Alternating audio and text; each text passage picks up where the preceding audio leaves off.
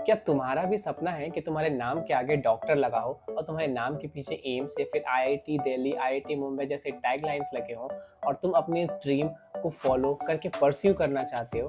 तो दोस्तों, this video is for you. Welcome you all to my YouTube channel. मैं हूं doctor Kamran, second year pediatric resident from PMCH Patna, and I have done my MBBS in year 2016 from All India Institute of Medical Sciences, Bhopal. Kota एक ऐसा नाम है जो कि किसी भी मेडिकल या फिर इंजीनियरिंग एस्पिरेंट के लिए बहुत ज़्यादा फेमिलियर वर्ड है। वहीं उसके साथ साथ उसके regarding misinformation, false facts, disbeliefs भी बहुत ज़्यादा है। तो मार्केट में इतने ज़्यादा कॉन्ट्राडिक्टरी व्यूज़ हैं कि लोग अक्सर कंफ्यूज हो जाते हैं कि उन्हें कोटा आना चाहिए कि नहीं आना चाहिए। तो बच्चों, this video specifically deals with how to make a decision कि हमें कोटा जाना चाहिए या नहीं जाना चाहिए। तो बिना किसी देरी के आज का वीडियो शुरू करते हैं। इस वीडियो को सिंपल और सिस्टमैटिक रखने के लिए इसे हमने 4 पार्ट में डिवाइड किया है, जहाँ पे पहले हम डिस्कस करेंगे कि who should go to Kota, वो कौन से ऐसे लोग हैं जिन्हें कोटा जाना चाहिए। Second is when should we go to Kota, मतलब कोटा अगर जाना है तो किस समय कोटा जाना सबसे ज़्यादा बेहतर रहता है। थर्ड इज व्हाई कोटा, हमें कोटा ही क्यों चुनना चाहिए। एंड फोर्थ इज अगर हमने प्लान कर रखा है कि हमें कोटा जाना है तो what should be our preoccupied mindset Kota जाने से पहले। ये चारों ही टॉपिक्स पर व्यूज मैं अपने रियल लाइफ एक्सपीरियंसेस से तुम्हें बताऊंगा एंड आई होप कि तुम उससे रिलेट कर पाओ, क्योंकि मैंने भी अपनी लाइफ के most important 2 years that is from 2014 to 2016 Kota को दी है। तो इसीलिए चलो पहले पॉइंट पे आते हैं, that is who should go to Kota. अब इस क्वेश्चन का आंसर सिंपल सा हो सकता है, दैट इज कि कोई भी ऐसा बच्चा जिसने अभी अपने 10th के एग्जाम्स दिए हैं या फिर वो देने वाला है और वो इंजीनियरिंग या मेडिकल फील्ड में अपनी आगे करियर परस्यू करना चाह रहा है, then Kota is definitely for you. लेकिन इसके अलावा कई सारे ऐसे बच्चे होते हैं जो कि अपने 12th में भी कोटा ज्वाइन करते हैं, या फिर एक मेजर चंक है बच्चों का जो कि 12th के बाद भी कोटा ज्वाइन करता है। तो कोटा में बेसिकली ना 4 बैचेस चलते हैं। आप किसी भी कोचिंग इंस्टीट्यूट्स को उठा लें तो मोर और लेस इन्हीं 4 टाइप के बैचेस चलते हैं। फर्स्ट इज नर्चर, जो कि 11th होता है, मतलब वो फ्रेशर्स बच्चे जो कि 10th के बाद सीधा कोचिंग इंस्टीट्यूट आए होते हैं। And I was the one जिसने 10th के बाद ही कोटा ज्वाइन किया था। तो पहला होता है नर्चर, जो कि 11th क्लास होता है basically. Second is enthuse, 12th class को इंथ्यूज बोला जाता है। और 12th के बाद अगर कुछ लोग कोटा ज्वाइन करते हैं तो उन्हें लीडर्स बोला जाता है। वहीं कुछ लोग जो कि 11th-12th पढ़ने के बाद कोटा में ही फिर से प्रिपरेशन कर रहे होते हैं, उन्हें अचीवर्स बोला जाता है। अब ये चारों ही नाम कितने ज़्यादा मोटिवेटिंग लगते हैं ना, इसलिए मैं कहता हूँ कि कोटा में तुम चाहो तो हर जगह तुम्हें मोटिवेशन दिख सकता है, बस तुम्हें उसे देखना आना चाहिए। अब यहाँ से तो तुमने ये जान लिया कि वो कौन से ऐसे लोग हैं जो कोटा जा सकते हैं। यहाँ पे मैं अपना एक पॉइंट ऐड करना चाहूँगा कि वो कौन से ऐसे लोग हैं जिन्हें कोटा नहीं जाना चाहिए। अब तुम्हें मैं बताता हूँ, जब मैंने 2014 में कोटा ज्वाइन किया था तब ऑलमोस्ट 10 से 12 लाख लोग एग्जाम दिया करते थे। अभी वो संख्या 25 लाख तक पहुँच गई है। तो कोटा में हमारे टीचर्स कहा करते थे कि तुम्हारा जो एक्चुअल कंपटीशन है ये 10 या 25 लाख लोग नहीं है, बल्कि तुम्हारा एक्चुअल कंपटीशन है वो 20 to 30% स्टूडेंट्स, क्योंकि बाकी सारे बस भीड़ बढ़ाने का काम करते हैं। तो अगर तुम भी उस भीड़ का हिस्सा हो, मतलब तुम्हें बस मौज मस्ती करने के लिए या फिर तुम्हें टाइम पास करने के लिए अगर कोटा आना है, तो I am sorry guys, Kota is not for you. यहाँ पे तुम बस अपना पैसा और अपना टाइम बर्बाद करोगे। अब आते हैं दूसरे पॉइंट पे, that is when should we go to Kota. Kota तुम्हें कब जाना चाहिए। अब देखो, कोटा में जो बैचेस होते हैं वो बोर्ड एग्जाम्स के अकॉर्डिंग ही असाइन होते हैं। जनरली ऑल ओवर इंडिया जो 10th के बोर्ड एग्जाम्स होते हैं वो फेब से मार्च में ऑलमोस्ट खत्म हो जाते हैं, तो उसके बाद ही सारे बैचेस स्टार्ट होते हैं। मेरे केस में मैंने ज्वाइन किया था जून में, जो कि नर्चर का सबसे लास्ट बैच था। एंड मेरे अकॉर्डिंग कोटा जाने का बेस्ट टाइम है after 2 to 3 months of break after your board exams. अब ये इसलिए ज़रूरी है क्योंकि उस 14 साल के बच्चे ने अभी तक के अपने लाइफ के मोस्ट टफेस्ट एग्जाम दिए हैं, that is his board exams. अब भले ही हमें अभी लगता है कि वो 10th की मार्कशीट केवल डेट ऑफ बर्थ से ज़्यादा कुछ नहीं है, लेकिन उस बच्चे के लिए उस टाइम वी ऑल नो कि वो कितना ज़्यादा इंपॉर्टेंट होता है और वो कितना ज़्यादा स्ट्रेस लेता है उन चीज़ों का।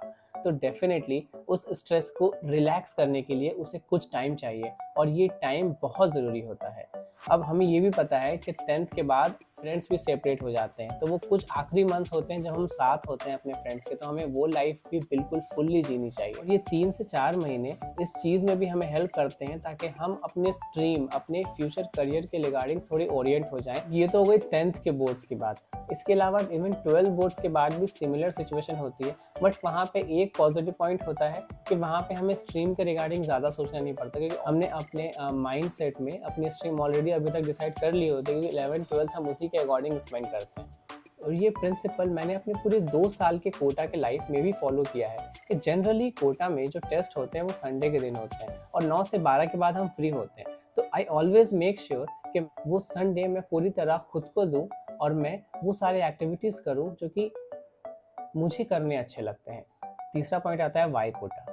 अब ये तुम्हारे और मेरे दोनों के लिए बहुत इंपॉर्टेंट है कि हमें कोटा ही क्यों चूज़ करनी है। इसको ना एक सिंपल से एग्जाम्पल से समझते हैं कि just in case, I hope ऐसा ना हो, लेकिन हमारे फैमिली में कोई एक बंदा बीमार पड़ जाता है।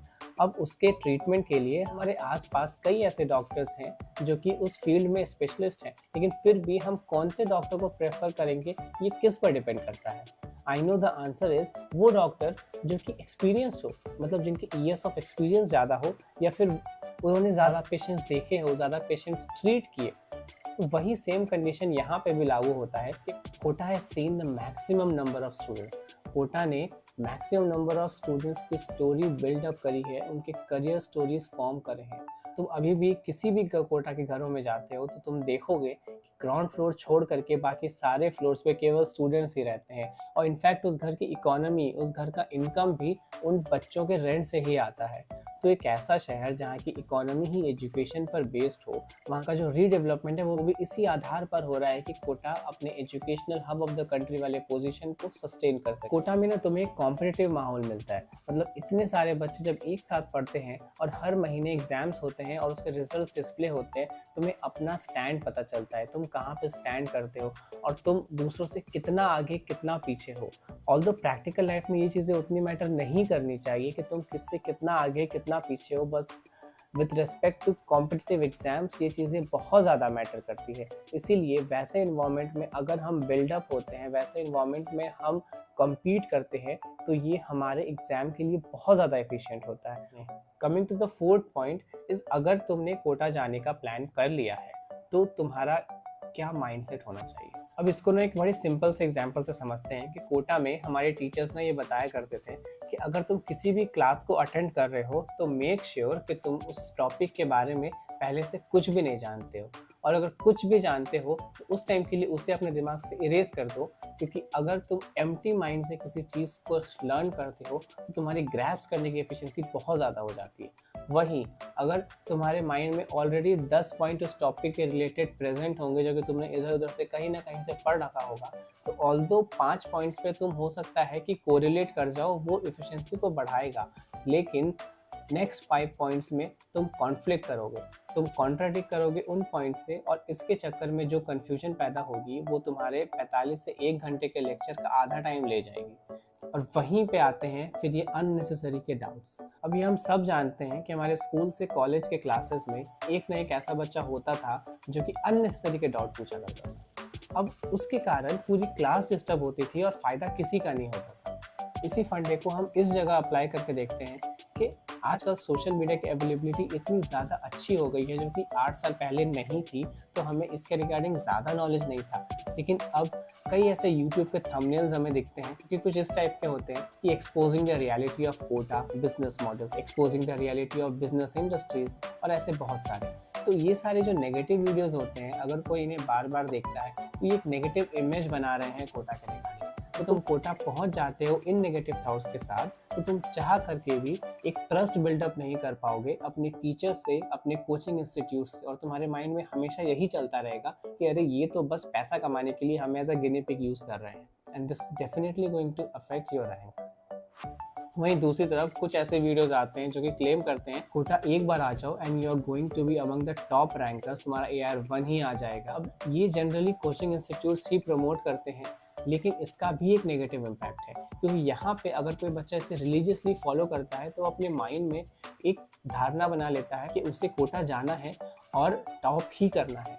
अब ये हाई एक्सपेक्टेशंस के कारण क्या होता है कि अगर वो अपने एक्सपेक्टेशंस के अकॉर्डिंग मार्क्स नहीं ला पाता है, अपने एक्सपेक्टेशंस के अकॉर्डिंग टेस्ट में परफॉर्म नहीं कर पाता है, तो वो परेशान हो जाता है। And here comes the depression. और जो राइजिंग ट्रेंड्स ऑफ सुसाइड्स हमें कोटा में देखने को मिल रहे हैं, उनका कहीं ना कहीं मोस्ट इंपॉर्टेंट कारण यही है कि लोग एक्सपेक्ट इतना ज़्यादा कर लेते हैं कि वो अब वर्क से ज़्यादा एक्सपेक्टेशंस पे ध्यान देते हैं। देखो, 2 साल बाद तुम्हारा रिजल्ट क्या होने वाला है, तुम्हारे ड्रीम कॉलेज में तुम्हारा सिलेक्शन होगा या नहीं होगा, ये अभी कह पाना इम्पॉसिबल है। अभी what we can do is we can explore the new life. मतलब हम यहाँ पर डिसीजन मेकिंग एबिलिटीज सीख सकते हैं। हम ये इवेल्युएट कर सकते हैं कि हमारे लिए क्या सही है, क्या गलत है। तो बेसिकली मेरे कहने का मतलब ये है कि कोटा जाने के लिए एक प्रॉपर माइंडसेट होनी चाहिए कि you should be open friendly, you should be open for all new opportunities and you should be affirmative towards it. मतलब तुम्हें चीज़ों को एक्सेप्ट करना आना चाहिए। मतलब तुम्हें अपने टीचर्स पे ट्रस्ट बिल्डअप करना ज़रूरी है, तुम्हें तुम्हारे कोचिंग इंस्टीट्यूट पे ट्रस्ट बिल्डअप करना ज़रूरी है। इधर उधर भागने के बजाय तुम्हें एक सिंगल सोर्स पे फोकस करने की ज़रूरत है। तो दीज वर द 4 पॉइंट्स जिस पे कि आज मैं तुमसे बात करना चाहता था। एंड आई होप कि इन पॉइंट से तुम्हारा कुछ ना कुछ हेल्प ज़रूर हो।